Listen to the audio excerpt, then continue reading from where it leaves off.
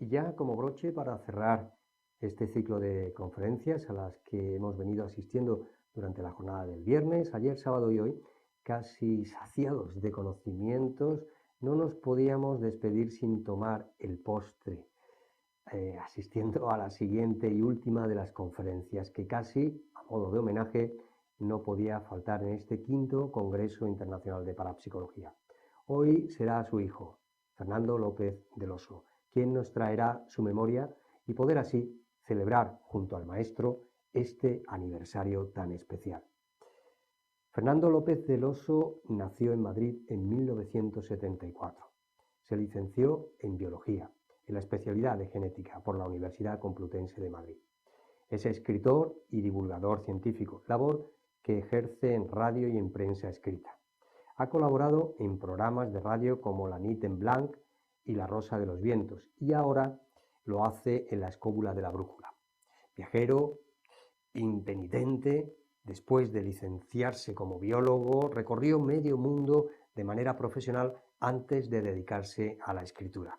En 2007 publica Un viaje mágico por Egipto, de Espejo de Titán, donde bajo el formato de una guía de viajes recoge y amplía con una profusa documentación lo aprendido en años de viajes por aquel país. En 2008 ve la luz La sexta extinción de Zenith, un ensayo de divulgación científica en el que aborda en profundidad la crisis ecológica actual. A partir de ahí, su producción literaria está centrada en la ficción. Además de participar en varias antologías de relatos, Vintage 62 de Spórtula, 20 historias inquietantes de Minotauro, se adentra en la novela. En 2009, El Templo de la Luna es galardonada como el premio Minotauro y se publica en esa misma editorial. En 2010 sería reeditada en formato de bolsillo. Poco después publica Yeti, novela con la que empieza la saga de aventuras de Mario Hierro. Con Asesino de políticos explora, entre el género policíaco y la comedia negra, las peligrosas consecuencias de asediar a un país con la corrupción política y la estrechez social. Su última obra es El legado del oso, de Luciérnaga, 2020. Una emocionante búsqueda entre el espíritu y la razón en la que tratará de descubrir cuál fue el mayor misterio al que se enfrentó su padre, el mayor cazador de misterios, el doctor Fernando Jiménez del Oso. En la actualidad, Fernando López del Oso vive entre bosques muy cerca de la ciudad de Barcelona, con su mujer y sus 2 hijos pequeños. Bajo el título El legado del oso, nos ofrecerá la siguiente ponencia.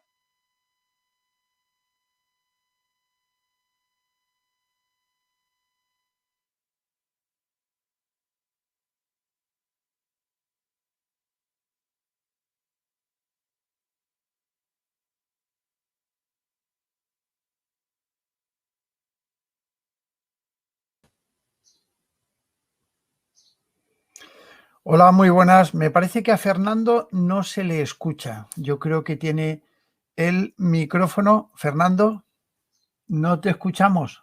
Es que si no me escucha, evidentemente. Sí, me dice que él a mí sí que me escucha. Ahora, Fernando, vamos a comunicarnos telepáticamente porque no tenemos otro sistema.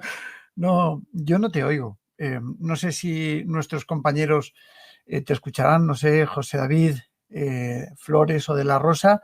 No sé si me podéis verificar que escucháis a Fernando porque yo no le escucho. Pero bueno. Pedro, efectivamente a Fernando no le escuchamos. Vale. No sé si tiene algún problema con el micro. Con el micro dice que no. Mira a ver si tienes silenciado, Fernando, la aspita en el mute, que es muy probable que la tengas. Puede ser. Aquí abajo en el StreamYard dice que no. Sí, lo tienes. Sí, lo tienes muteado. Tienes muteado. Lo tienes muteado. Tienes que darle. Ahora sí. A ver, no. Sí, ahora sí. A ver. Hola. No. No te escuchamos, Fernando. No se escucha. Dice que un momento que lo va a mostrarle un papel tipo cartográfico. En No fin. sé, Fernando, si los auriculares que tienes puestos, no sé si es que no sean... A ver, Fernando A está ver, haciendo todas las pruebas posibles, habidas y por haber. ¿no? Bueno, pues Fernando, si puedes, por favor, vuelve otra vez a reconectarte, es decir, Sí. sal del StreamYard y vuelve otra vez de nuevo a pinchar en el enlace y bueno, pues así comenzamos. Mientras yo voy a abrir un poquito de boca con todos nuestros amigos. Pues nada, que gracias de nuevo por estar ahí. Quería dar las gracias especialmente a un compañero que me parece que, bueno, sí que lo he mencionado, evidentemente, ¿no? Que es Fran Abad. Fran Abad, además de un querido amigo mío, es una persona magistral que nos está haciendo la presentación a todas y a cada una de las ponencias que vamos realizando, ¿no? Entonces, Fran, gracias, querido. No sé si nos estás viendo, imagino que sí, porque sabemos que te hemos secuestrado muchas veces. Nuestro querido José David Flores y José David de la Rosa te han secuestrado ahí para tal. Ahora sí, Fernando. ¿Qué tal? ¿Me escucháis? Perfectamente alto y claro. Pues Con ha esa sido voz profunda que tienes. algo técnico porque no he hecho absolutamente nada que no hubiera hecho antes. Pero bueno, cosas del directo. Bueno, Fernando, que te doy la bienvenida. Muchísimas gracias. Ya sabes que esta es su casa, esta es tu casa. También perteneces a la Sociedad Española de Investigaciones Parapsicológicas, Sí, señor. lógicamente, como lo hizo tu padre, como miembro de honor, miembro honorífico de la SEIP, que es. Y bueno, pues sabes el honor que es para mí tener a mi querido Fernando delante, es decir, a mi querido Fernando, que eres tú, evidentemente, y posiblemente allá donde esté tu padre, el gran maestro, don Fernando Jiménez del Oso. Es él pues, el que me ha quitado antes el audio porque quería seguramente hablar e interceder, pero bueno. Oye, yo quería daros antes de nada las gracias por esa amable presentación, sobre todo lo que ha hecho José David al principio, que cuando ha hablado en esos términos tan positivos dije, pues me han saltado, van a meter a otro ponente antes que yo, porque no me siento merecedor de tan bellas palabras. O sea que muchísimas gracias. Y ya sabéis que como siempre yo en la SEIP estoy en casa. Fernando, qué felicidades, ¿eh? Muchas gracias. Sí, señor. Hoy Hoy es San Fernando. Sí, señor. Y que, bueno, deseamos muchas felicidades a todos los Fernandos que nos estén escuchando en este día tan bonito.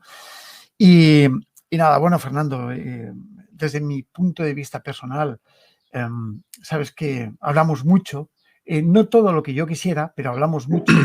Sí. De vez en cuando me suena el teléfono, hola Pedro, digo, hombre, don Fernando, y nos tiramos horas hablando de nuestros asuntos, ¿no? Yo recuerdo que eso lo hacía muchas veces con tu padre, fíjate. Y no sé si te lo he comentado, yo sé que sí, que lo he hablado muchas veces, ¿no? Y de vez en cuando me sonaba el teléfono, pues, y hola Pedro, ¿qué tal? Sobre todo en determinadas horas muy puntuales, ¿no? Y fíjate que, aunque no te lo haya comentado, sí que hay un reflejo ahí muy grande. Por eso yo creo que tengo aquí un libro, que es El legado del oso. Es tu última creación, un libro muy bonito, un libro muy entrañable, que tiene mucha cosa escondida. Sí. Un libro que no deja impasible a nadie que lo lee, sobre todo en una cierta época. Y ahí me quisiera yo mover un poco, Fernando, porque nosotros en el mundo del misterio, sabes que somos de una generación y luego los más jóvenes vienen empujando con otras nuevas generaciones. Oye, habla por ti, yo soy de los jóvenes. Ya lo sé, yo también, yo realmente soy como el misterioso caso de Benjamin Button, que va decreciendo en el tiempo, ¿no? Aunque pese a que el tiempo vaya pasando. Pero fíjate, Fernando, que estamos sufriendo muchos cambios últimamente en la divulgación, en el misterio. Y evidentemente tú que has vivido muy de cerca todo este mundo con tu padre, que era yo creo que una de las figuras más representables del mundo del misterio en el mundo, por no decir, y para mí, la más loable y la más representable. ¿Tú cómo has vivido esto? Yo quisiera empezar un poquito por ahí. Quiero ver tu parte personal de lo que tú piensas. ¿Cómo a tu padre? ¿Cómo lo ves tú ahora? ¿Qué sensación te da? Bueno, piensa que yo no he formado parte activa del mundillo del misterio. Te iba a decir que no hasta ahora, pero posiblemente ahora siga sin hacerlo. Es decir, estoy de una manera marginal. Fíjate que tengo una sección en Radio Nacional de España todos los domingos desde septiembre en que toco precisamente estos temas, que se llama La Otra Realidad, y que es una manera mía de estar continuando un poco con el trabajo que hice en El Legado del Oso, que es descubrir todos estos temas o redescubrirlos, ampliarlos, profundizar en ellos y compartir con el oyente o con el lector mi sorpresa. Pero nunca he formado parte activa de los periodistas que estaban participando pues, en las revistas que dirigió mi padre o en otras revistas, en los programas de radio, en televisión. Nunca he formado parte de esa cuadrilla y siempre lo he observado con una cierta distancia. ¿Qué pienso que hay ahora? Bueno, a mí me ha sorprendido, por una parte, cuando yo andaba para escribir el libro del Legado del Oso, iba revisando muchos programas antiguos de mi padre, desde la época de Radio Televisión Española hasta los últimos que hacía en Canal Nou, que esos tú los conoces muy bien, los de La Otra Realidad. Título además que es el que se lo he fagocitado como un pequeño homenaje para mi propio espacio. Y quizá lo que yo veía allí era sobre todo en los programas más antiguos, pues un gran sosiego.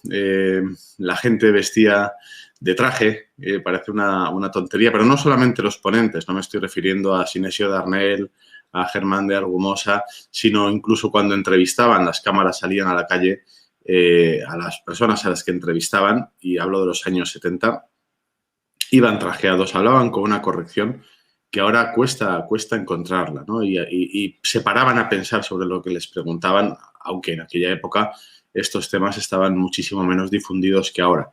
Y ahora hemos cambiado, hemos evolucionado.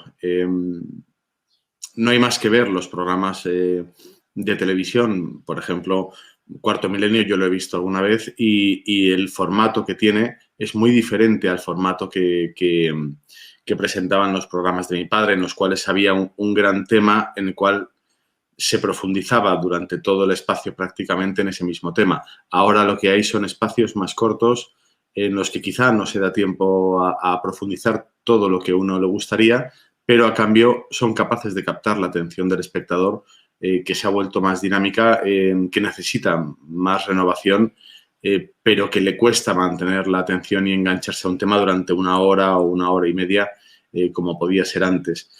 Esto yo diría que no es ni bueno ni malo, simplemente es, y es así como está la historia. Por otra parte, también los medios de los que disponemos ahora, todas las redes sociales, ha hecho que todo el mundo que tenga cualquier inquietud y que le guste, no sé si investigar o experimentar, porque esto es algo que hablamos tú y yo más de una vez y que me gustaría que retomásemos hoy, ¿no? La diferencia entre una cosa y otra, pero todo aquel que le gusta experimentar, que le gusta adentrarse un poco en busca de estas sensaciones o de buscar alguna respuesta, o por lo menos hacerse en directo estas preguntas sobre la trascendencia, sobre psicofonías, e ir a intentar grabarlas, pues todo el mundo lo puede compartir, tiene sus canales, hay mucho dinamismo en ese sentido. Y a mí hay veces que, confundidos quizá porque piensan que estoy muy metido en el mundo, me comentan, ¿has visto lo que ha hecho no sé qué persona de tal grupo, de tal región, subsector tal, en el vídeo que ha puesto el otro día? Y digo, pues la verdad es que no lo he hecho. Pero ahí me consta que hay un gran dinamismo y que muchísima gente se ha lanzado a no sé muy bien a qué, a experimentarlo, a vivirlo. Bueno, pero no sé hasta qué punto es divulgar. Es decir, no sé hasta qué punto una persona que está dando sus primeros pasos, que está experimentando alguna cosa, tiene algo que divulgar. Es decir, por ejemplo, lo que hacía mi padre, yo pienso que no era un investigador, por lo menos de manera general, era un divulgador, pero un divulgador que consistía en que él tenía una cierta experiencia sobre los temas, pero se rodeaba de esos investigadores que conocían un tema en profundidad, lo preparaba él con cierta profundidad y entonces sí que estaba en condiciones de divulgar todo eso a los demás.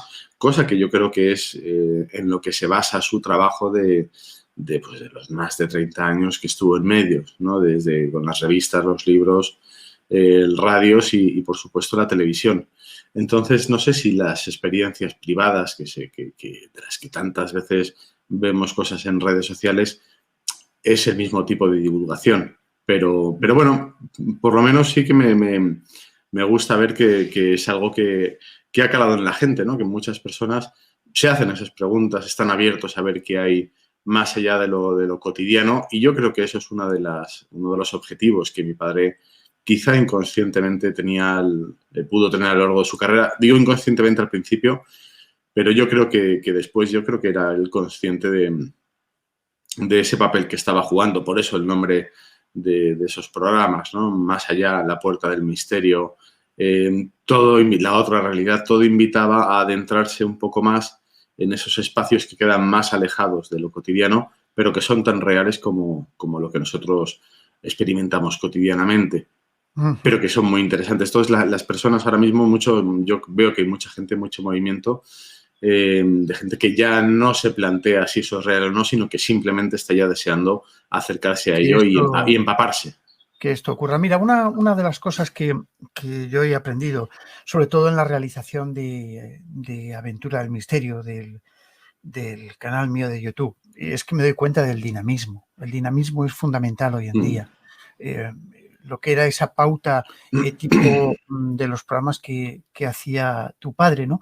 Como por ejemplo La Puerta del Misterio, que se sentaba allí con su cigarrillo y que, Sí. bueno, que mantenían esas conversaciones y esos coloquios tan sumamente interesantes y que tanto aportaban, ¿no? O incluso en los programas que yo he participado con él, porque yo recuerdo que para realizar La Otra Realidad, que grabamos muchos más programas de los que se emitieron con Antonio, imagino que te acordarás, ¿no? Sí, tanto. Y bueno, pues recuerdo que bueno, el fundamento era la conclusión. Por eso yo de ahí aprendí una de las grandes frases de tu padre, y era que saquen ustedes sus propias conclusiones, ¿no? Sí. Y la adopté y se lo dije así. Y yo le dije, Fernando, esta frase me va a acompañar el resto de mis días. Y creo que lo estoy cumpliendo, no sé si queriendo o sin querer, pero es que forma parte un poco de mi forma de pensar. Entonces, Fernando, yo veo esta reflexión que tú has hecho súper correcta, ¿no? Sé que los tiempos han cambiado. Hoy en día es todo mucho más dinámico. Bueno, yo he hecho programas de televisión de plató, como Noche del Misterio, por ejemplo, ¿no? Donde era un plató, un programa de 90 minutos, fíjate, en televisión, que esto desarrollaba, bueno, pues un coste de producción alucinante. Hoy en día cuesta muy poco realizar una cosa de estas. Tú coges tu cámara, te vas al campo, dices esto y funciona, pero funciona relativamente. Y te voy a plantear hacer este planteamiento, y me gustaría que ya nos introdujésemos un poco dentro de lo que es la estructura de la conferencia, de este coloquio que vamos a mantener tú y yo, ¿no? Yo aprendí de tu padre muchísimas cosas, pero sobre todo lo que era la reflexión. Tu padre tenía en ese sentido ese poder de captar la atención para hacerte reflexionar. Yo eso lo he mezclado, pues para hacer mis aventuras, lo he mezclado, y bueno, pues soy capaz de hacer de alguna manera un programa de 2 horas de duración, y perdón, ya os lo digo, y la gente, los youtubers, colegas y amigos míos me dicen, Pedro, estás loco, ¿cómo haces 2 horas? Bueno, pues yo veo las retenciones y funciona. Yo creo que hay un sector de la población que sí que lo apoya. No le vamos a pedir a un chaval de 14 años o de 15 años que se chupe 2 horas de programa hablando de misterios, de psicofonías o de fantasmas, porque directamente va a hacer así, avanzar, avanzar, avanzar, y eso no mola para YouTube, ¿no? Entonces, a mí me gustaría ahondar en cuál es tu punto de vista sobre lo que es la reflexión del misterio. ¿Hasta dónde crees tú que tenemos que llegar a esa reflexión? ¿O tenemos que ser dinámicos para ya meternos de lleno en el tema de conferencia? No sé muy bien a qué te refieres con eso de convertirnos en muy dinámicos. ¿Ser reflexivos o ser dinámicos? O sea, ¿cuál es tu postura? A ver, Tú como escritor y profesional que eres, pues evidentemente lo estás viviendo. Tú sabes que no es lo mismo hacer una novela de 2000 páginas que una novela de 300 páginas o de 400 que extracten mucho. Bueno, hombre, a nivel de estilo no hay más que ser capaz de manejar bien los cliffhangers, que son esos momentos de la historia en los que se queda en un tema muy interesante y cambias un segundo de tema. Es como cuando decían lo vemos después de la publicidad, ¿no? Exacto. Eso se puede hacer con cualquier formato. A ver, yo pienso que lo interesante de este mundillo, al menos para mí, no es un entretenimiento. O sea, es entretenido, puede ser entretenido, tomarlo en píldoras pequeñas, pero a mí, yo lo que he comprobado cuando retomé y reanalicé todo el trabajo que mi padre había hecho, claro, para el libro, la idea que yo tenía en el libro era utilizar o seguir ese pequeño gancho que me manda mi padre y que es tratar de averiguar cuál es el mayor misterio al que él se enfrentó a lo largo de toda su carrera. Entonces, yo voy buscando con cada uno de los grandes temas, con el fenómeno ovni, con las culturas antiguas, empezando por Perú y siguiendo, por ejemplo, por Pakistán y las del Valle del Indo, con el tema de la parapsicología, con el tema de los enigmas de la mente humana desde un punto de vista ya más profundo. Las experiencias cercanas a la muerte, incluso. Bueno, experiencias cercanas a la muerte, la trascendencia, el tema de los fantasmas, apasionante, por supuesto, y de los mediums. En fin, son intimidades, círculos de las cosechas, por ejemplo, todos esos grandes temas que él consideraba que era, junto con el fenómeno ovni, el tema más inquietante o más trascendental que podíamos enfrentarnos los hombres de hoy en día. Pero sigue siendo igual. Y lo sigue siendo. Entonces, lo que te quiero decir es que yo lo que he ido comprobando, al verlo de una forma unitaria, todos esos programas, todos esos años, es que había importantes hilos de conexión entre unos temas y otros. Es decir, cuando tú tratas un solo tema en un programa, quizá puedes profundizar en él, pero no puedes ver esas relaciones, esas conexiones que hay entre un tema y otro. Si lo haces en plan buscando un poco el entretenimiento en píldoras más pequeñas, ya ni siquiera alcanzas eso. Bastante tienes con contar, por ejemplo, ahora con todos los temas que está viendo la revolución que estamos viendo con el fenómeno ovni, con este congreso, este informe que estamos esperando para el Congreso de los Estados Unidos. Bueno, si tú te quieres acercar a eso en una dosis corta, solamente podrás como mucho explicar en detalle el vídeo último que se ha viralizado, que se ha filtrado, pues el que se captó desde el buque USS Omaha, en el cual había varios objetos no identificados, uno de los cuales tenía capacidad transmedio y todo. Bueno, quizá te quedes ahí, pero no puedas relacionarlo con vídeos anteriores, con las declaraciones que están haciendo desde Obama, al exdirector de la CIA, a otras personalidades importantes del gobierno de Estados Unidos. No puedes relacionarlo con otras desclasificaciones que hubo antiguamente. Por ejemplo, yo estoy recordando para el libro, me encontré pues esto mismo que está sucediendo ahora con tanto revuelo en Estados Unidos, pues eso lo hizo Brasil en los años 80. Claro. Salió la cúpula militar de la Fuerza Aérea en una mesa ante toda la prensa contando que los casos que habían tenido de avistamiento sus pilotos en los cuales habían interactuado con las naves eran auténticos. Bueno, eso estaba ahí. Entonces, ir profundizando en toda esta cuestión no se consigue, en mi opinión, en estas píldoras tan pequeñas, ¿no? Y cuando abordas los grandes temas, te vas dando cuenta que las líneas que separan unos de otros son prácticamente inexistentes. Todos forman parte de una gran realidad. Es que es así. Todos son diferentes aspectos de una sola realidad.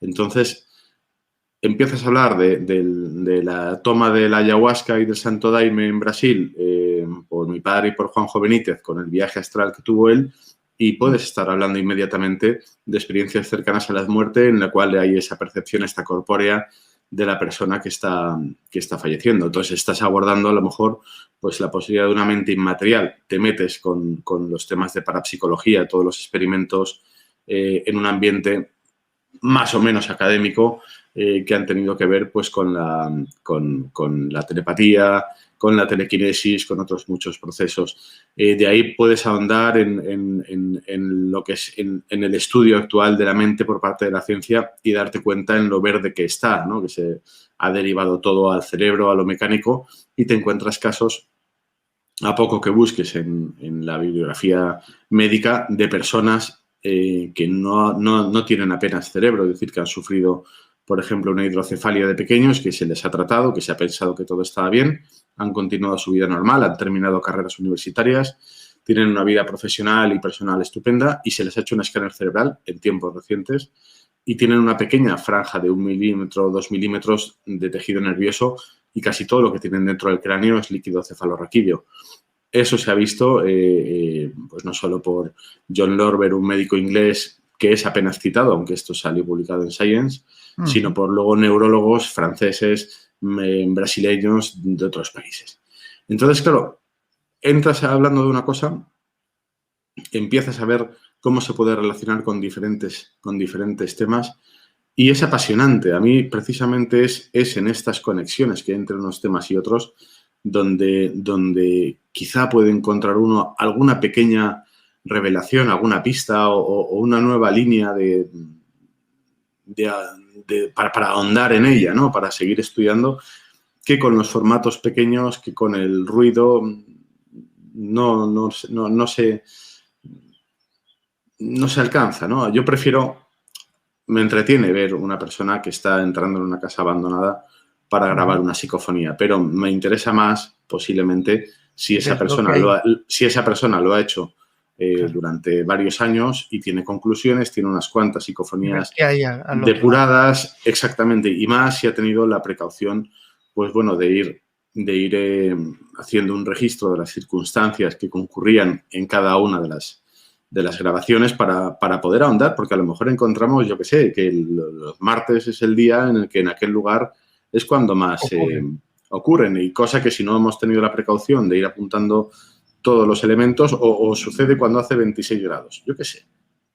Claro, totalmente. No, hay una cosa interesante, Fernando. Mira, yo ayer, bueno, no sé si ayer, sí, creo que ayer, estuvimos haciendo una ponencia hablando un poco de psicofonías. Yo mencionaba sobre todo uno de las últimas investigaciones que hicimos Marta Ruiz y yo sobre la mezquita de la Almiserá, donde realmente grabamos, y esto tengo que hablarlo contigo en privado, Fernando, porque es que fue algo muy fuerte, ¿no? Es una investigación que llevo yo desde hace un tiempo sobre lugares que nos dejan una huella que parece que está ahí metida, ¿no? En este caso, imagínate, una mezquita del siglo XII abandonada en mitad de una montaña, en mitad de la nada, cero ruido, Fernando, y de repente se escucha una grabación y se queda grabada una voz grupal de un cántico dentro de la mezquita, de un cántico que dice Allahu Akbar, es decir, Dios es grande en árabe. O sea que fíjate la trascendencia que llega a tener eso, pero eso ya lo hablaremos tú y yo en privado. Pero bueno, mira, yo tengo el libro delante, el libro tuyo delante, lo he leído, no una vez, sino varias veces, primero para la corrección que me enviaste y luego puntualmente.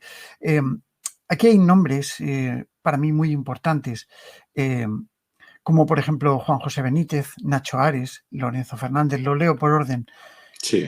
David Sentinella, Jesús Callejo, Silvia Casasola, Juan Ignacio Cuesta, un servidor que soy yo, y Javier Sierra. Todos chicos que empiezan, sí. Chicos que empiezan. Son todos queridos amigos míos, evidentemente, son colegas, son personas que yo las he comprendido, son respetables, pero tenían un nexo de unión con tu padre. A mí me gustaría que me hablases un poco de eso, porque al fin y al cabo yo recuerdo el periplo que tú hiciste, que no te ha costado poco, y yo sé lo que te ha costado hacer toda esta investigación, y sobre todo cuando emprendes esa búsqueda. Me gustaría saber qué significó para ti esa búsqueda, Fernando. Claro, vamos a ver, yo recibí un regalo envenenado que es por parte de nuestra querida Laura Falcó, que fue hacer un libro de homenaje a mi padre. Enviamos un besito de... Sí, tanto. Un libro que nacía con la idea de culminar quizá una colección que sacamos con Luciérnaga, que era la colección Fernando Jiménez del Oso, que iba reeditando varios de los libros de mi padre, que ya costaba muchísimo encontrar, estaban prácticamente todos descatalogados. Entonces se reunieron varios de ellos, se editaron con este sello, con Luciérnaga, y Laura planteó hacer un último libro como colofón de homenaje a mi padre. Claro, mi padre es una persona que ha tenido una carrera muy larga y sobre todo pública. Es decir, las cosas que él quería haber contado, las contó cuando él estaba en activo, y encima sus programas de televisión, parte están en medio oficial, en la web de Radio Televisión a la Carta, y otros muchos, pues bueno, pues muchos aficionados, muchos seguidores con un gran cariño los han digitalizado y los han colgado en Internet. Aquí quería mandarle pues un sentido abrazo a Moisés Garrido y a Claudia Moctezuma, que son, yo creo que los grandes archivadores o archiveros o custodios del misterio, ¿no? En este país, que hacen un trabajo ímprobo. Yo les he mandado una colección, por ejemplo, de VHS de mi padre, no sé cuál era ya, puede que En busca del misterio, precisamente, para que la digitalizaran, cosa que han hecho y que poco a poco van colgando. Van subiendo.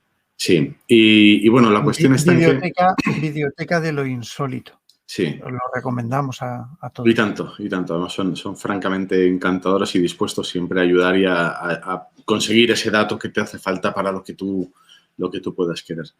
Bueno, la cuestión está en que yo, claro, me di cuenta que yo no podía responder a esa pregunta que me hacía mi padre de cuál era el mayor misterio al que él se enfrentó, por la sencilla razón de que yo no conocía lo suficientemente bien a mi padre como para responderla. Es decir, yo conocía a mi padre, pero no conocía realmente a Fernando Jiménez del Oso. Entonces me doy cuenta de que todas las personas que nos rodean están compuestas por múltiples facetas. Entonces, en este caso, yo conocía al padre, pero a mí me faltaba por conocer al compañero, al amigo, al colega de viajes y de rodajes, etcétera, etcétera. Entonces, mi sorpresa vino cuando yo iba buscando esos temas que a él le podían componer la gran pregunta a esas inquietudes que él tuvo. Bueno, pues pude escoger a aquellos amigos suyos, periodistas o escritores, que en un momento dado empezaron a trabajar con él y con el tiempo ya pasaron a ser grandes amigos, pues para ver qué opinaba mi padre sobre ese aspecto, compartir alguna de las cosas que yo había leído o escuchado de él, a ver qué opinaban ellos, algunas sentencias, algunas opiniones, para ir ahondando en ese tema. Y esas conversaciones sirvieron de excusa, por así decir, para que estas mismas personas, tú, por ejemplo, pues me empezaran a contar anécdotas personales, vivencias sucedidas durante los rodajes. Luego contaremos una buena enterra mítica, ¿verdad, Pedro? Diferentes historias, diferentes aspectos más personales de su relación que a mí me fueron ilustrando, me fueron enseñando a ese Fernando Jiménez del Oso que estaba más allá de mi esfera familiar como simple hijo, ¿no? Entonces, bueno, para mí supuso este libro hacerlo gracias a estas entrevistas que generosamente me habéis concedido todos los colaboradores, pues yo he podido recomponer el que ha sido el gran misterio para mí, que ha sido precisamente quién era mi padre, ¿no? Quién era mi padre, pero como ser humano, como hombre, ¿no? Yo creo que es un proceso que todos los hijos en algún momento u otro pues tenemos que abordar. Es cuando uno ya también es un poco maduro, uno tiene hijos, pues empiezas a ver a tu propio padre de una manera diferente, le empiezas a comprender, empiezas a entender algunas de las cosas, pero sobre todo eres capaz de conocerle. Eres capaz de conocer trascender el personaje. En este caso, para mí era el personaje que era el padre, para las personas que nos estarán viendo era el personaje televisivo, el personaje radiofónico, y trascenderlo y conocer a la persona que hay detrás, ¿no? Y ese viaje, claro, es tremendamente emotivo, Yo creo que muchos, y así me constan por mensajes que voy recibiendo a través de mi correo electrónico referentes al libro, pues bueno, es un viaje que no he sido yo ni mucho menos el único en recorrerlo, ¿no? Pero a mí en este caso me resultó fascinante porque también me abrió la puerta a toda esta componente del legado del oso, un legado que yo recibo, que a mí yo me veo obligado a asumir y a incorporar de una maldita vez, con la excusa del compromiso que he adquirido al escribir el libro, pero que una vez que lo hago, que una vez que paso esa iniciación, porque este libro, El legado del oso, es realmente un camino es un sendero de iniciación, exactamente. Sí, sí. Y te lleva a lugares donde no sé si están las respuestas, pero sí que estás tú en disposición de seguir haciéndote las preguntas, ¿no? Mira, y para mí... perdón. No sé si se ha quedado un poco congelada la imagen de Fernando justo cuando me ha transformado. Es decir, yo no soy, al empezar a escribir este libro, que al terminar de hacerlo, y buena muestra es lo que llevo haciendo ahora en radio. Es decir, lo normal hubiera sido para mí, después de un tiempo de recomposición, pues haberme metido con otra novela que la tengo esperando. Y sin embargo, mira, me apeteció seguir compartiendo mi asombro por las cosas que iban sucediendo a mi alrededor, lo que hemos comentado, por ejemplo, del fenómeno OVNI tan reciente que estamos viendo, pues para continuar con un poco con esta transformación que ha supuesto el libro y esta apertura de mente, ¿no? De darme cuenta de hasta qué punto la realidad es más compleja de lo que sospechamos y hasta qué punto están las cosas relacionadas entre sí. Y luego también para intentar acercarme y palpar ese muro que hemos comentado en muchas ocasiones, y no soy yo el primero ni mucho menos, que parece que está ahí con todos estos temas. Es decir, puedes ahondar en ellos, puedes avanzar en el tema, por ejemplo, de la trascendencia, de cuando te metes con la transcomunicación, recibes esos mensajes, no sabes muy bien de dónde, intentas mejorar la comunicación, recibes datos técnicos de sintoniza en tal frecuencia para intentar mejorarlo, pero llega un momento en que tocas como una barrera. Es decir, es una barrera que no es dura, no te chocas contra ella, pero es blandita, pero está ahí, no se mueve, no cede ni un milímetro, ¿no? Y pasa eso con otros muchos temas, con el fenómeno OVNI, con otras muchas cuestiones. La verdad, Fernando, es que es un verdadero lujo tenerte. Es un verdadero lujo tenerte aquí. Tú sabes que tú y yo somos amigos y que hemos hablado mucho y muchas veces, ¿no? Pero tenerte aquí y poder disfrutar de esa esencia, de ese camino iniciático en la búsqueda de comprender al Padre, ¿no? En ese sentido es un verdadero lujo y un verdadero honor, ¿no? Algo que se separa un poco de lo que es la amistad que ya tenemos, evidentemente, desde hace muchísimos años. Y que oírte hablar me recuerda un poco la figura de tu padre. Claro, es que me he dejado alba y me están saliendo bolsas en los ojos, pues. No, te lo estoy diciendo de corazón y no seas pip, que luego todo se sabe. Pero bueno, el caso es que está ahí. A mí me gustaría, Fernando, no sé si has tenido en esta búsqueda alguna anécdota curiosa, alguna anécdota interesante que poder contarnos ahora para, no sé, hacernos alguna idea, si has sufrido algún tipo de hecho anecdótico, de cosa curiosa que te haya ocurrido en este camino. Hombre, mira, me gusta que me lo digas porque quizá ahora, 2 años después o 3 años después de la entrevista que tú y yo tuvimos, me puedas decir si has analizado una santa vez la grabación de tal entrevista que tú tienes, porque curiosamente, claro, no sabrán los que nos ven, pero tuvimos una psicofonía. Claro, yo llevaba una pequeña grabadora con mi guión, mis preguntas para base, para tener, bueno, pues poder guiarme por la conversación que quería tener contigo. Tú también estábamos en tu mazmorra laboratorio donde estás ahora, sí. Y entonces empezaste a enchufar todos los aparatos, bajaste las luces, encendiste la pipa, aquello, y para crear la atmósfera adecuada. Y tuvimos una psicofonía. Apareció. Yo estoy convencido de que la hemos tenido, pero aquí don Pedro Amorós no ha tenido tiempo en 3 años de escuchar ese momento concreto, pero era muy curioso porque estábamos hablando de algo que comentamos, que hemos avanzado antes, y era esa diferenciación entre investigar y experimentar. Y tú me comentabas que mi padre sí había quizá investigado con el tema de la Ouija, por ejemplo, que le había hecho muchísimas sesiones, le encantaba. Yo creo que también por esa componente social que tenía de reunirse con unos amigos concretos de una manera regular y después de cenar, pues tomarse una copa de whisky mientras van entrando en situación, meterse con una sesión, etcétera, ¿no? Y que luego con las psicofonías, por ejemplo, con la transcomunicación, que quizá él no lo había investigado tanto, dice, pero sí lo ha probado, sí ha experimentado. Y me dijiste tú, es que hay una diferencia grande entre experimentar e investigar. Exacto. Y ahí salió una psicofonía que dijo, ojo, sí. solamente eso.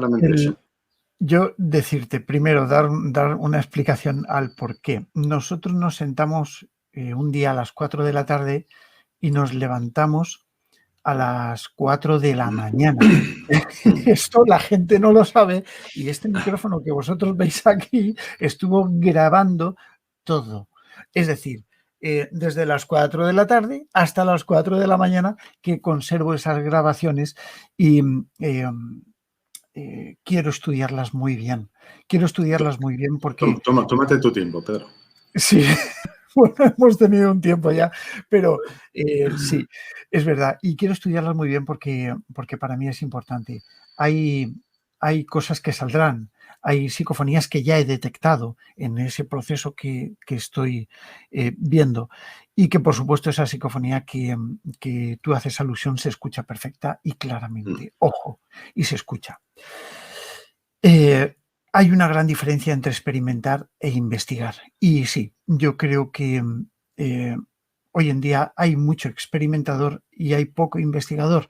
Y es necesario que todos investiguemos. Esto es una pauta, una pequeña pinceladita que dejo yo de mi propia cosecha. Necesitamos ahondar un poco más en la investigación. Hay investigaciones en las que tú y yo hemos participado, en las que hablaremos dentro de unos instantes. Sí. En la que, bueno, sabes que yo llevo 24 años investigando de mi vida, nada más y nada menos, como es el caso de las caras de Belmez, ¿no? Un caso que nos ocupa y que precisamente, bueno, pues tuve la suerte, el honor, el gusto de verte investigar con nosotros, más que como parapsicólogo, como biólogo. En este caso, bueno, pues realizaste un estudio y tenías un equipo de gente a tu cargo de la Sociedad Española de Investigaciones Parapsicológicas que iban desarrollando lo que tú más o menos hacías, ¿no? Decías que había que hacerse, ¿no? Sobre todo para estudiar la posibilidad y descartar otro tipo de cosas, pero eso lo hablaremos ahora. No obstante, Fernando, yo dentro de ese mundo de anécdotas que se viven alrededor de ese camino que tú has vivido, a mí me gustaría que nos contases alguna pincelada curiosa que te haya ocurrido. Esos hechos anecdóticos que dices, ostras, me acabo de encontrar con algo que no sabía o no imaginaba, ¿no? Sí, vamos a ver. Hay dos grandes campos o momentos en los que yo he tenido una gran, iba a decir no una gran revelación, porque a veces las revelaciones trascendentes empiezan por actos que son muy nimios.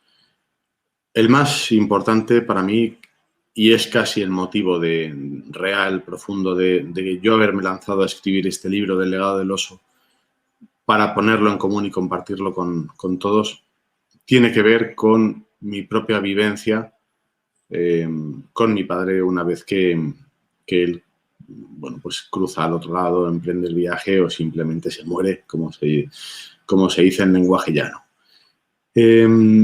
Eso requiere una forma de contarlo y un tiempo que para mí la forma en la que yo me he desenvuelto mejor es a través de la escritura. Entonces, a todo el que quiera saber qué sucede allí y ver si su propia experiencia pues tiene puntos en común con la que he podido tener yo o con otras personas que yo también recojo en el libro, yo le animaría a leerlo porque en este momento es algo quizá demasiado, bueno, profundo, o largo, elaborado, como para compartir de esta manera. Pero sí que hay una anécdota más rápida y más espectacular, que yo creo que es la que estás buscando, y que fue, bueno, he tenido dos en esa línea. Una que yo creo que comentaremos después, que fue mi iniciación en el mundo de la parapsicología en Belmez de la Moraleda, claro, de la mano de David Sentenella, Pedro Amorós y Pedro J. Fernández, con los que después nos vamos a encontrar en la mesa redonda. Bueno, ya veremos cómo fue mi pequeña prueba de fuego. Pero luego tuve una, a título personal, en casa de mi padre. No sé si te refieres a esa. Un pequeño encuentro que yo tuve, sí. Correcto. Bueno, pues fue algo que en aquel momento no... Y tampoco ahora no le doy más importancia porque... Pues porque con Mindundis no me relaciono. Pero, bueno, consistió en lo siguiente. En la casa de mi padre tenía una habitación que daba al pequeño jardín trasero y era la habitación de invitados. Y yo, bueno, cuando de vez en cuando me quedaba a dormir, me solía quedar en esa habitación. Y entonces, bueno, pues estaba yo durmiendo una de las noches o empezando a dormir, cuando de repente oigo un ruido de una llave metiéndose por la cerradura, despacio, muy lentamente, de esa puerta del jardín trasero. Vas oyendo, escuchando los muelles perfectamente, cómo van entrando y cómo la llave gira, el sonido de la llave que gira en la cerradura, una llave que parece que no es la suya y que hace clac, clac, clac, clac, está tanteando, ¿no? Como si alguien intentara meterle, sacarle un poco la llave para ver si consigue abrir, ¿no? Entonces me asomé a la ventana inmediatamente, sorpresivamente, para intentar sorprender al intruso y no había nadie. Bueno, me metí otra vez. Cuando ya estaba calentito en la cama, ya empezaba a conciliar el sueño. Otra vez, clac, clac, clac, clac, clac, los muelles, la llave que entra. Otra vez intentando entrar, vuelvo a salir, no hay nadie. A la tercera vez ya salgo de mi dormitorio y la puerta tiene un pequeño ventanuco con una reja y cuando estoy escuchando a 20 centímetros la puerta, abro el ventanuco, me asomo y veo que tampoco hay nadie. Le mando a la mierda, cierro, me meto en la cama, vuelve a sonar, le vuelvo a mandar a la mierda, porque ya a esas horas no se bromea, y entonces empiezo a hacerlo en la puerta de mi cuarto. Es decir, oía clac, clac, clac, clac, la puerta o sea, la manija de una simple leva, una simple manecilla de una puerta corriente, y lo estoy escuchando cómo se mueve, cómo suena y cómo se mueve un poco arriba y abajo ese movimiento de holgura que hay antes de abrir efectivamente la puerta. El corazón se me pone a 2000 pulsaciones, me levanto con gran esfuerzo de la cama, abro, no hay nadie. Me asomo la escalera, el despacho de mi padre, donde siempre han pasado cosas, ¿no? Quizá por esa puerta que se queda entreabierta después de incontables sesiones de Ouija, y miro en un cuarto de baño que hay enfrente, no hay nadie. Me vuelvo a acostar y me lo vuelve a hacer. Me vuelvo a levantar, ya ciscándome en su madre porque al día siguiente yo tenía que hacer cosas y tenía que madrugar. Abro la puerta otra vez y no hay nadie. Y ya a la tercera, ya estoy otra vez acostado, estoy tapado, empiezo otra vez a conciliar el sueño y vuelvo otra vez a hacer el ruido, enciendo la luz y veo cómo la manecilla se está girando, como moviendo, como intentando abrir, pero sin hacerlo, ¿no? Solo para fastidiar, para asustar, para obligarte a levantarte. Además esperaba siempre lo que fuera, esperaba que estuviera en la cama, a que estuviera calentito, porque creo que era invierno, el suelo estaba frío, era un suelo de estos de planchas, como de terrazo, de algo así, estaba fresco, y estabas ya en la cama, ibas entrando en ese sueño, y ahí es cuando empezaba otra vez, ¿no? Para fastidiar. Y ya esta última me incorporo en la cama y le digo, vete a la mierda, déjame en paz, y si tienes huevos entra. Y efectivamente se abre la manecilla, la puerta se abrió de un portazo terrible, chocando contra la pared. Yo me quedé espantado y ahí fue cuando empecé a perder el pelo y se me empezó a encanecer la barba. Pero no había nadie, obviamente, al otro lado de esa puerta, ¿no? Bueno, en aquel momento no le di más importancia porque yo soy un tipo bragado, a pesar de haberme quedado calvo desde entonces, y me pude dormir y tal. Y yo no recuerdo, paradójicamente, qué me dijo mi padre cuando lo comenté con él a la semana o al día siguiente, pero bueno, ahí quedó. Lo que pasa es que recordándolo, ese y otros casos, pues me acuerdo que te lo contaba a ti a lo largo de esa entrevista y se te afilaban los colmillos, ¿no? Y decías, ahí había que haber puesto todos los aparatos y en marcha y la cámara no sé qué y el rayo tal y preguntar qué quieres y, en fin, todas esas cosas. ¿Ves? Si hubieras estado ahí, lo hubiéramos hecho. Pues lo hubieras podido hacer. Yo recuerdo hablando un poco de anécdotas, yo creo que para ir finalizando un poco, recuerdo una de las anécdotas curiosas que yo viví con tu padre. No sé si quieres que la cuente, Fernando. Sí, claro, lo que tú quieras. Damos unas pinceladas. Yo recuerdo que en un rodaje que estuve haciendo yo con tu padre en lo que es la Comunidad Valenciana, aquí hay un parque temático que se llama Terra Mítica, ¿no? Recuerdo que pedimos autorización desde la productora para que nos facilitasen el tema y bueno, pues era de esto que se está empezando a abrir el parque antes del verano y todas esas cosas, ¿no? Con lo cual había mucha expectación. Entonces, lógicamente teníamos que grabar hacer unos planos del gran doctor Jiménez del Oso entrando en la pirámide. Sabemos que en Terra Mítica hay una reproducción de una de las pirámides, posiblemente la de Keops, con la gran galería y tal, con iluminación de verdad de película, ¿eh? Y bueno, pues en aquel momento estaba así.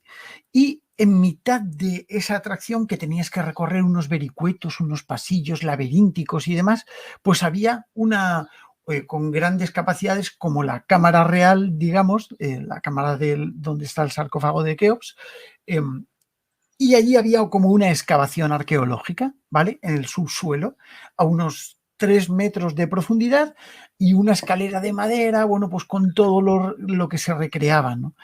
Y recuerdo que, nada, bueno, pues nos habían puesto barreras para que no pasase todo el público de Terra Mítica, imagínate, miles de personas y tal, ¿no? Con lo cual estaba bloqueada la entrada y estaba bloqueada la salida de la pirámide. Y tu padre y yo, junto con el cámara y el chico de sonido y de iluminación, bueno, pues vamos entrando, grabamos los planos y hay un momento en el que nos dice el realizador, bueno, pues tenéis que bajar por la escalerita, tipo como si estuvierais viendo las últimas cosas que se estaban ahí desarrollando, investigando y descubriendo. Así lo hicimos. Y bueno, tu padre con toda la paciencia y esa buen hacer que tenía, baja para abajo, bajo yo después. Esto se puede ver, un fragmento, no todo, un fragmento en Aventura del Misterio, que es cuando en la promo de Aventura del Misterio sale este momento, ¿no?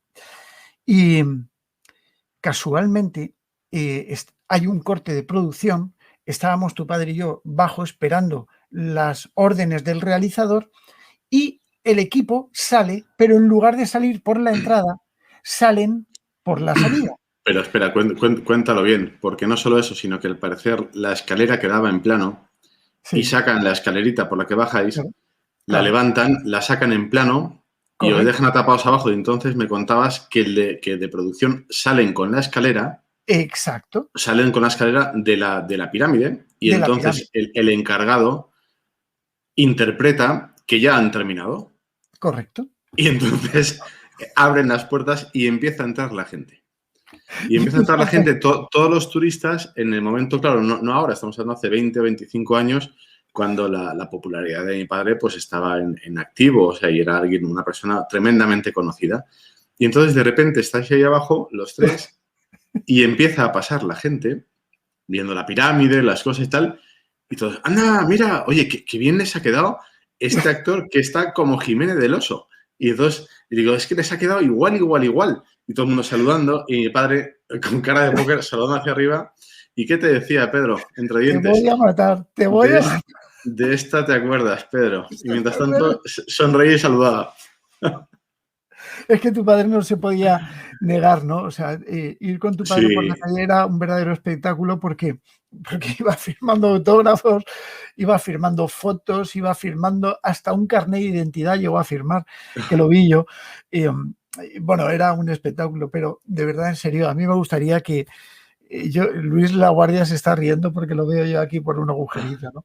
Pero, joder, fue algo increíble cuando nos convertimos en espectáculo, ¿no? O sea, yo creo que es la vez que más vergüenza ha pasado tu padre desde que yo lo conozco, porque aquello fue algo inaudito. Y eso que él siempre se separaba un poco. Sí, además lo divertido era, claro, en un parque temático de esas características, claro, nadie pensaba que era él. Claro. Pensaba que era un actor caracterizado como él, pues para hacer, para participar o para dar ambiente de eso, de la investigación, del oculto, del misterio de Egipto, lo que fuera. Y eso, los comentarios reincidentes. Les ha quedado clavadito, clavadito. Mira qué bien. Y saludaban.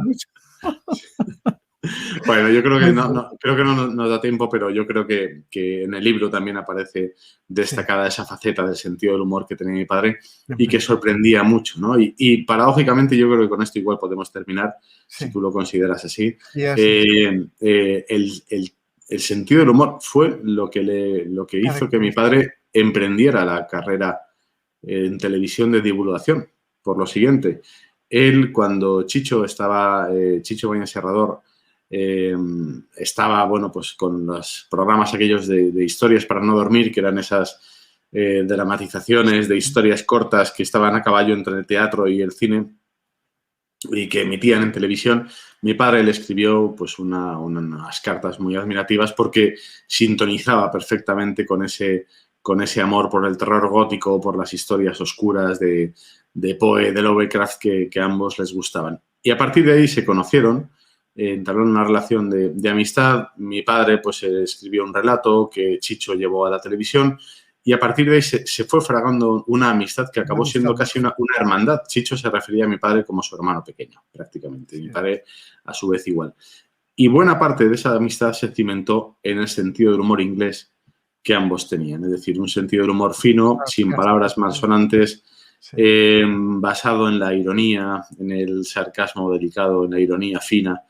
Y gracias a eso, a esa relación tan cercana, cuando años más tarde hubo un programa en televisión española que se llamaba Todo es posible en domingo, programas que duraban 5 o 6 horas, que igual pues te contaba la etapa de la Vuelta Ciclista a España o 3 partidos de fútbol por la tarde y un concurso de jotas desde Zaragoza por la mañana. Bueno, pues tenía un espacio de 10-15 minutos que Chicho pensó con el responsable que podría ir perfectamente para que mi padre pues pudiera empezar a hablar de esas cosas tan raras que a él y a Chicho pues les interesaban y le hacían gracia. Y con eso empezó la carrera televisiva de mi padre, exactamente, y a partir de ahí, bueno, eso tuvo muy buena aceptación y luego ya vendría Más allá, La puerta del misterio, etcétera.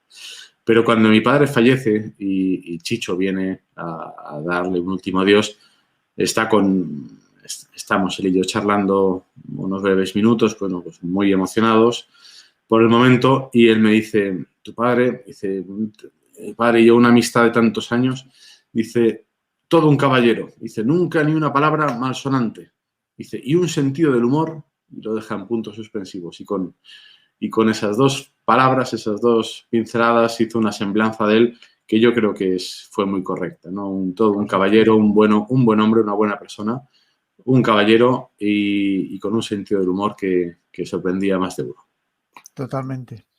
En fin, Fernando, el legado del oso, para mí es un placer. No solamente enseñar este libro que es tuyo, de mi querido amigo Fernando, sino también ver ese legado que mi querido maestro, allá donde quiera que esté, pues nos ha dejado a través de ti. Fernando. Sí que querría, mira, un segundo, enséñalo, muéstralo otra vez si puedes. Sí querría como un pequeño guiño, un poquito más atrás, por favor. Más hacia ti, eso es.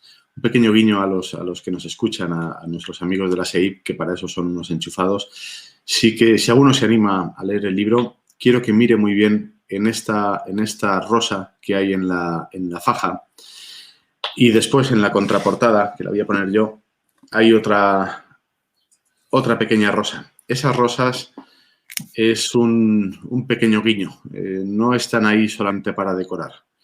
Son un elemento importante a las que me gustaría que prestasen atención cuando surgen en la narración, porque podríamos decir que constituyen algo tan pequeño, y algo tan hermoso como eso constituye quizá una de las claves importantes para ver cuál es el gran misterio al que se enfrentó mi padre. Vaya que sí. Pues desde aquí, querido, gracias. Beso fuerte, beso a la familia de mi parte, y creo que nos vamos a ver dentro de muy poquito. Sí, te iba a decir que no te despides tanto, que aquí estamos, empalmamos. De todas maneras, ya sí le das a Pilar un besote, y que, bueno, pues se lo doy de tu parte. De manera, en cierto modo, que está ahí siempre detrás de ti y siempre andando. Gracias, querido. Me ha encantado. Gracias a ti. Que lo sepas.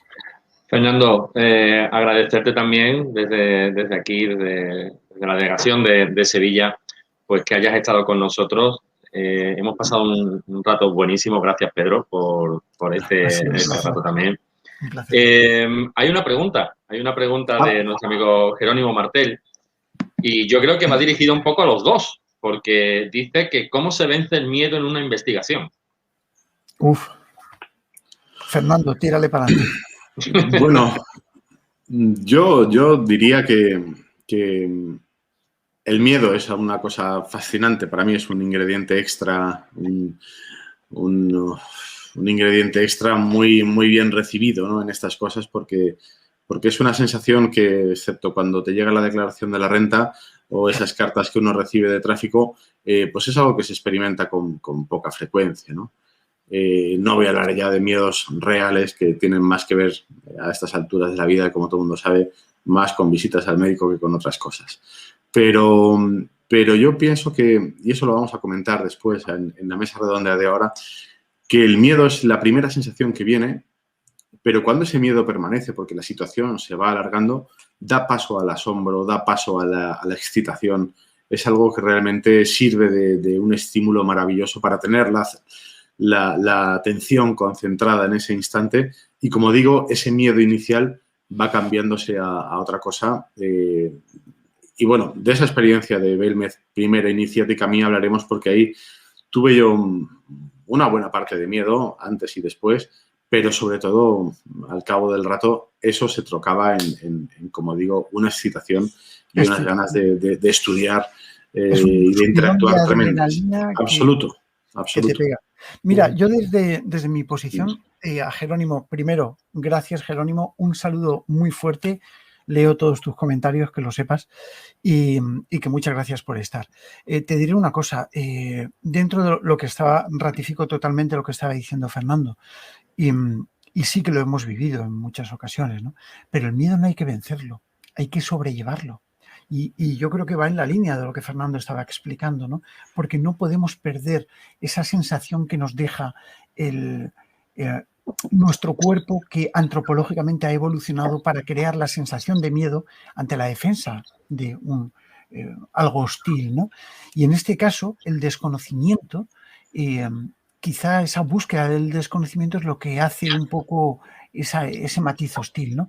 Entonces, no hay que intentar evitar el miedo, hay que sobrellevarlo, hay que luchar contra ese miedo, como bien decías, Jerónimo, de alguna manera intentando aplicar lógica, intentando que no se convierta en terror, que el paso extremo del miedo es el terror, y es lo que desemboca en variaciones psicológicas que pueden llegar a estados alterados bastante importantes, muy fuertes, ¿no? No tenemos que dejar que se convierta en terror. Y si esto se está produciendo, cortar y largarnos, ¿no? De una investigación, por ejemplo, ¿no? Pero ratificando las palabras de Fernando, cuando estás realizando una investigación y notas que tienes miedo, y Fernando lo ha pasado porque hizo una experiencia que luego la contará, y si no yo le tiraré de la lengua para que lo haga, pero sí. Y yo he estado en la misma situación que Fernando, en esa casa, en la casa donde nació María Gómez Cámara, ¿no? Y sentimos, después de haber hablado él y yo, lo mismo, por separado, no lo mismo, ¿no? Y es ahí cuando empiezas a sentir miedo, ¿no? También lo vi con mi querido Pedro Fernández, que lo experimenté junto con mi queridísimo Luis Mariano Fernández. Nombre de Luis Mariano. Claro, que hace muchísimo tiempo que no he hablado con él, ¿no? Pero hemos vivido cosas impactantes, ¿no? El miedo no hay que eliminarlo. Lo que hay que hacer es saber llevarlo. Esta es mi conclusión. Yo hay una cosa también que me gustaría puntualizar en todo esto, si me permitís, por supuesto. Claro, por supuesto. Y es que muchas veces ese miedo viene infundido porque entramos en los sitios sugestionados, Claro. esperando ya que nos pase algo. Y eso también conlleva a que el miedo pues se acreciente en nuestro sitio. Con lo cual estoy también en la línea tanto de Fernando como tuya, Pedro, y evidentemente pues diría eso, ¿no? Que bueno, esa sugestión que tenemos muchas veces al entrar en un lugar que tiene fama de lugar encantado, pues a lo mejor quizás también pues hace que el miedo se acreciente en estos lugares. A ver, hay una cosa, José David, aprovechando ahora que estás tú aquí, fue una aventura del misterio que grabamos juntos, junto con José David de la Rosa, José David Flores, nuestro querido Francis, un servidor y Dana, nuestra querida Dana, que ayer estaba con nosotros. Ha sido uno de los programas más vistos en la aventura del misterio y precisamente era la gestión del miedo. ¿Vale? Nos fuimos a una casa encantada, Fernando, ahora te lo digo a ti, Fernando, nos fuimos a una casa encantada y allí sometimos a una persona, sometimos, nadie la obligó, lo que pasa es que se llama someter. Esto suena muy mal, Pedro. Sí, y lo dejamos aquí mientras sí. La Policía Nacional entra en tu casa. Fue un placer, Pedro, no tenemos nada que ver. Yo hablo así porque soy un hombre antiguo, entonces, como soy eso explica la prisión. Entonces, claro, cuando yo digo... Llevé a una casa abandonada, sometí a una persona. Claro, pero realmente fue Dana, nuestra querida Dana, no, yo quiero participar y tal. Fue un experimento con una paragnosta, una persona que tenía estados alterados de conciencia bastante habituales y que realmente demostró un paragnosticismo medido en los experimentos de la SEIP en alfas del pi. Delante de casi 200 personas vimos la capacidad que tenía Dana y así pudimos quedar con ella para que ella fuese sometida a un experimento, ¿no? Ella, evidentemente, sabía todo lo que iba a pasar, ¿no? Pero hubo un momento en el que su estado alterado de la mente, para poder llegar a conseguir ese miedo, tuvimos que crear lo que era un estado sugestivo porque Dana no estaba sola en ningún momento. Éramos 5 personas junto con Selena, que no hacía más que acompañar a Dana, que estaba allí, que le enviamos un besito muy fuerte desde aquí a Selena, y que ella estaba constantemente encima de Dana para que no tuviese esa sensación extrema, ¿no? Que es el terror. Y así pudimos darnos cuenta de un efecto que ocurrió, ¿no? Y fue precisamente cuando una entidad, posiblemente egregor o posiblemente algo del propio lugar, pues parece que intentó entrar en la pequeña Dana, ¿no? Algo muy increíble y lo que el miedo puede llegar a hacer.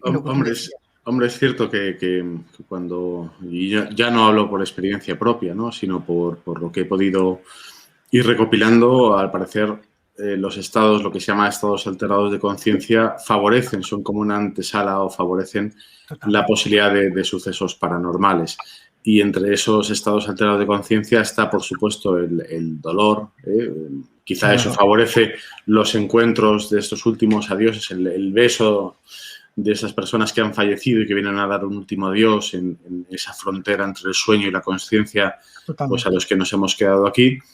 Y también quizá el miedo sirve de antesala o sirve para crear ese caldo de cultivo perfecto, pues para que se produzcan estas otras cosas que a lo mejor, si estamos totalmente fuera de situación, pues suceden, pero no las prestamos atención, no las vemos o o suceden, pero quedan fuera de nuestra percepción. No sabría muy bien cómo decirlo, ¿no? Quizá... Sí, es así.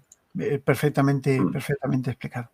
Pasa con el fenómeno poltergeist muchísimas veces, ¿no? Se habla, claro, no sabes quién está detrás, pero sí que al parecer es importante que haya una persona, se vincula muchas veces con un adolescente, ¿no? Alguien que tiene un estado precisamente de conciencia que puede estar tomado por las emociones en un momento determinado y que esa persona canaliza, no sé si produce o canaliza todos esos fenómenos que se producen a su alrededor, ¿no? Y que sin esa persona en concreto el fenómeno no puede manifestarse. Yo creo que quizá el miedo, por eso a mí me parece algo positivo, ¿no? Primero, que además es lo que le da también tanto atractivo a esta clase de experiencias. Pues lo dicho, Fernando, agradecerte de verdad el que haya, bueno, pues contado tantas anécdotas también de tu padre, de Fernando Jiménez. Ha sido un placer.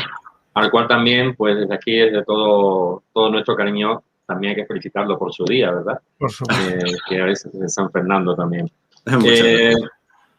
Amigos, lo que os debo decir es que no os vayáis, porque ahora en la mesa redonda que vamos a realizar, estos dos caballeros que están aquí van a seguir, porque Fernando tiene que contar una anécdota de algo que le pasó en la casa y que tiene mucho que ver con esto que estamos hablando últimamente, con esto del miedo, ¿verdad? Así que yo lo sé porque me lo ha contado él, me lo chivó él. Así que bueno, no os vayáis porque después del vídeo, del último de los vídeos que estamos haciendo sobre Belmez de la moralidad, sobre las caras de Belmez, vamos a tener aquí a Pedro, a Fernando, vamos a tener a Pedro J, vamos a tener un vídeo porque no va a poder estar con nosotros lamentablemente al final David Sentinella, y vamos a tener a Antonio Díaz, concejal del Ayuntamiento de Belmez de la Moralidad, para hacer esa mesa redonda sobre las caras, sobre los estudios que se han realizado allí, las investigaciones y, por qué no decirlo también, sobre aquellas personas que han querido tirar por tierra la historia de las caras de Belmez. Así que no os vayáis porque volvemos en un momento.